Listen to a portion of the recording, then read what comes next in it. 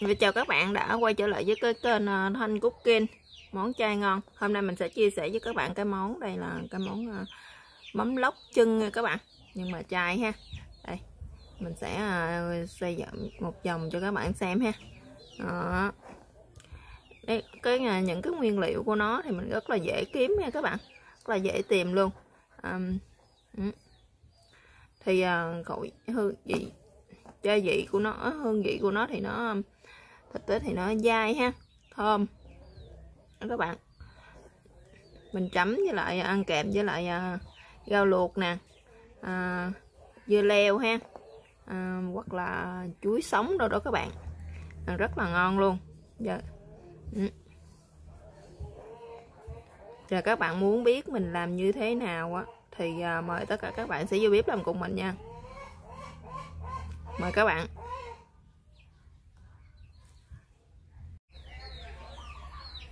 Chào tất cả các bạn, hôm nay mình sẽ chia sẻ với tất cả các bạn cái món là mắm lóc chân. Thì nguyên liệu thì chúng ta rất là dễ tìm luôn đó các bạn. Như là bắp chuối nè. Trước tiên thì mình sẽ có đây là một cái bắp chuối nhỏ nè các bạn. Mình sử dụng đây là 150g nấm rơm ha. Đây là 50g củ kiệu tươi đó các bạn. Rồi tiếp theo gia vị đi kèm thì mình sẽ có đây là bột mì á các bạn ha. Mình có đây là 50g bột mì ha, đây là nước tương nè, bột ngọt nè, một ít chao đỏ các bạn, tiêu ha, đường. Thì tiếp theo thì mình sẽ có đây là một trái chanh nè các bạn ha, với lại một cái xíu phèn nhỏ như thế này để chúng ta ngâm cái phần bắp chuối chúng ta chẻ ra cho nó đừng bị đen á các bạn. Rồi bây giờ trước tiên thì chúng ta sẽ đi rửa những cái phần nấm này trước nha các bạn. Mình chuẩn bị một cái thau ha, mình sẽ cho nấm vào đây. Cái phần nấm này thì mình đã gọt những cái chân nấm đó các bạn. Mình đã gọt những cái chân nấm dơ, những cái chân nấm nó dính đất, dính gơm đó các bạn. Mình đã gọt hết rồi ha. Giờ mình sẽ cho vào đây một ít nước nha.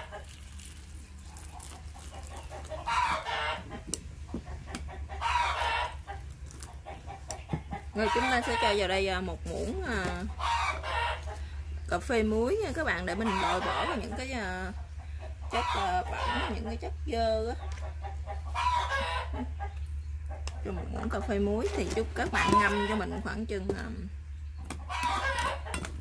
5 phút là được đó các bạn.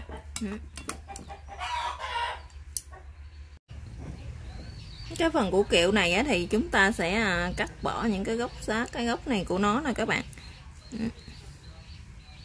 Chúng ta bỏ hết cái phần lá của nó đi ha. Mình chỉ lấy cái phần củ thôi, những cái củ nhỏ như thế này nè.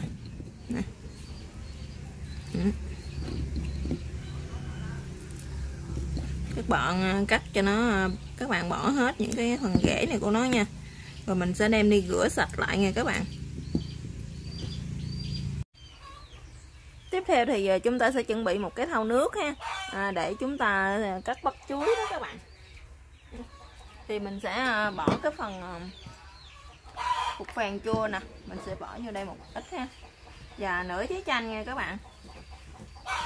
Mình để cho cái phần chuối của mình đó nó đừng có bị đen đó. Bây giờ mình sẽ cắt nó ra. Các bạn lột bỏ cái phần già này đi ha. Đó, những cái phần già nè mình sẽ lột bỏ nó đi. Các bạn lấy cái phần non ở trong thôi.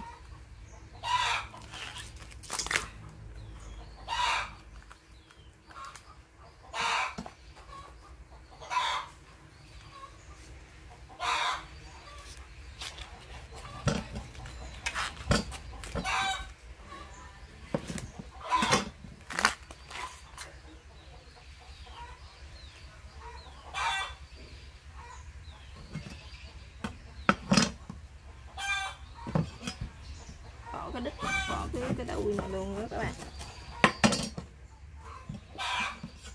Rồi mình sẽ chẻ nó ra.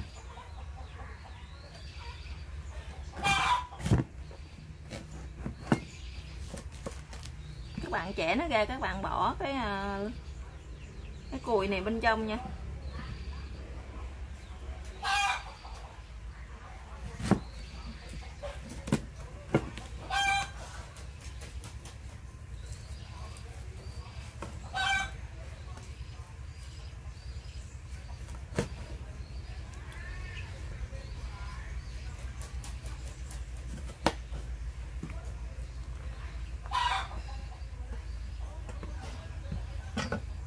Cái phần này đỏ nè, nó cũng còn ngon đó các bạn, thì các bạn cũng có thể ăn luôn ha, hoặc là các bạn cũng có thể bỏ nó luôn.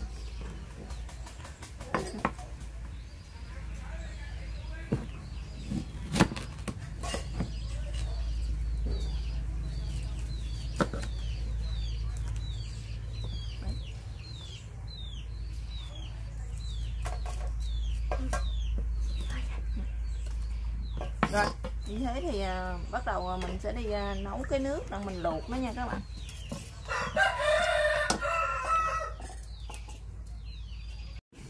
Rồi bây giờ cái nồi mình đã có cái nồi nước sôi sẵn rồi nè các bạn. Giờ mình sẽ thả vô mình luộc nha. Các bạn luộc cho nó thiệt là chín luôn nha các bạn. Luộc cho nó chín mềm luôn.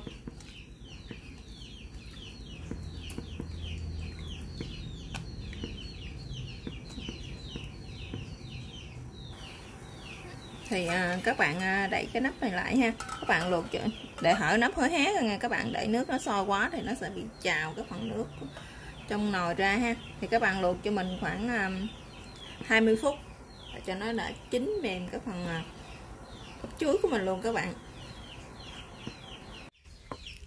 Rồi bây giờ nấm rơm thì giờ mình đã rửa sạch rồi nè các bạn. Bây giờ bắt đầu mình sẽ xắt mỏng nó ra nha. Các bạn thấy cho nó mỏng mỏng như thế này nè các bạn. Cho đến hết cái phần thái mỏng rồi các bạn xắt nhỏ nó ra ha. Các bạn băm nhỏ nó ra luôn.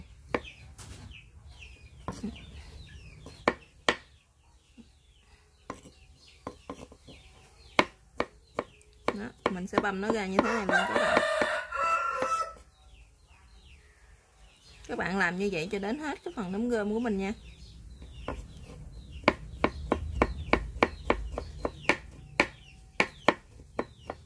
Bây giờ nấm mình đã xắt xong hết rồi các bạn. Mình sẽ cho nó ra một cái dĩa ha.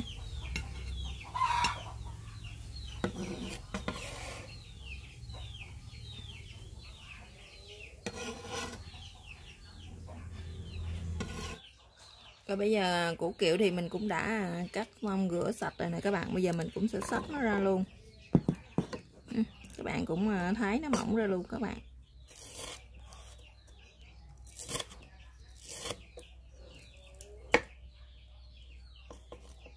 Băm nhỏ ra luôn.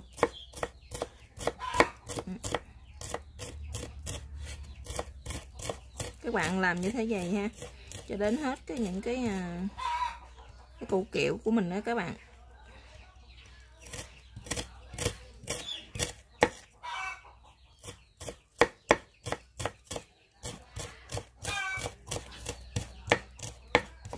Củ kiệu thì mình cũng đã xắt xong rồi đó các bạn.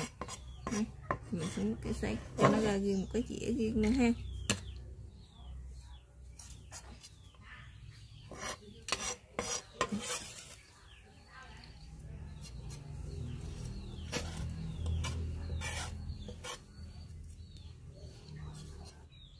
Rồi bây giờ thì cái bắp chuối mình đó thì mình cũng đã luộc cho nó chín mềm như thế này rồi nè các bạn. Rất là mềm ha. Mình luộc mình cũng đã vớt cho nó ra cho nó ráo nước rồi. Giờ bắt đầu mình cũng sẽ đem đi xắt băm cho nó nhuyễn luôn nha các bạn. Rồi bây giờ bắt đầu mình cũng sẽ xắt cái phần bắp chuối này luôn. Nó là thiệt là mỏng ha. Cái phần bắp chuối này thì các bạn có thể đem luộc nó rồi các bạn xắt, hoặc là các bạn khỏi luộc các bạn xắt cho nó mỏng ra luôn các bạn cũng được ha.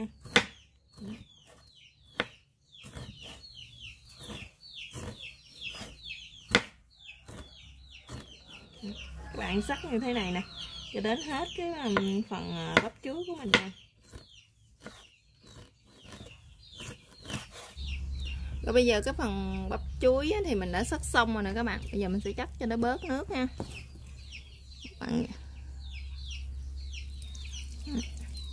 các bạn thấy nước không? Nước nó rất là nhiều.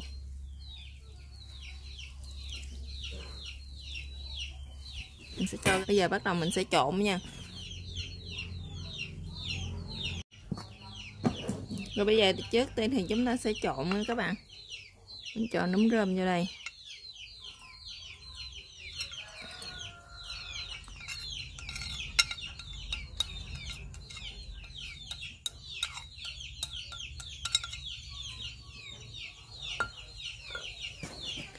Và củ kiệu mình bằm mình cũng sẽ cho nó vô đây luôn các bạn.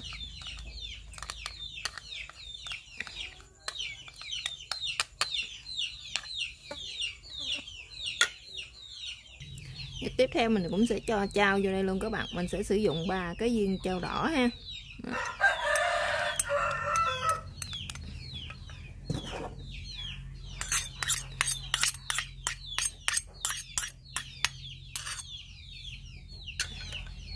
Cho vô thì các bạn tán ở những cái viên chao này ra cho nó mịn nha.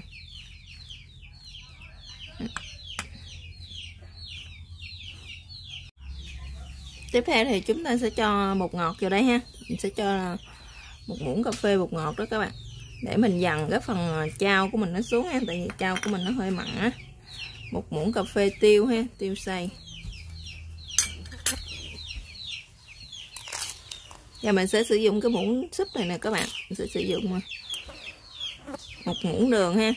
Các bạn để 1 muỗng nó lưng thôi. Và nước tương ha, mình sẽ cho vào đây 2 muỗng canh nước tương các bạn.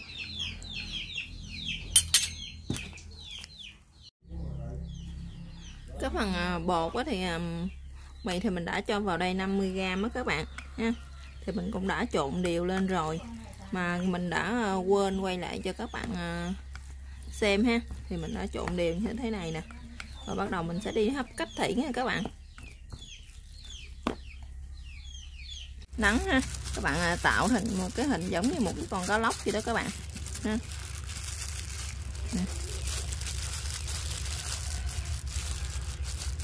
Mình sẽ để vào một cái tô đó đặng mà mình hấp. Các bạn để vô tô đi, rồi các bạn tạo cái hình của cái con cá ha. Những cái khúc cá đó các bạn.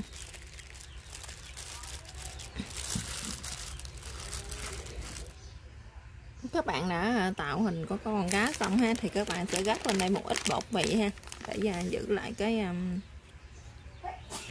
hình dạng của nó các bạn. Ít thôi nha.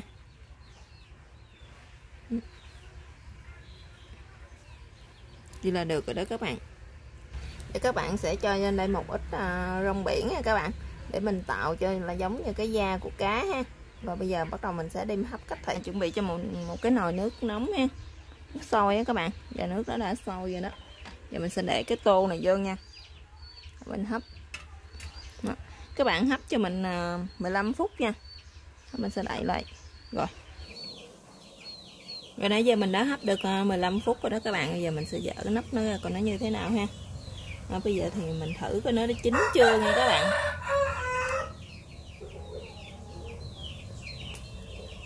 Rồi bây giờ thì nó đã chín rồi đó các bạn. Cái vị nó thì cũng đã vừa ăn rồi. Bây giờ mình sẽ gấp ra ha.